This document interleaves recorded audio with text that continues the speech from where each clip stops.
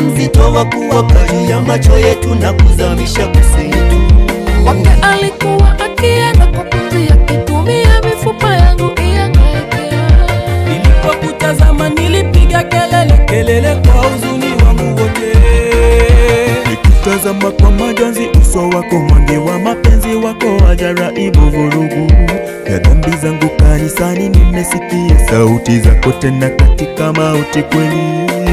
Utukufu na neema zako Rabi utani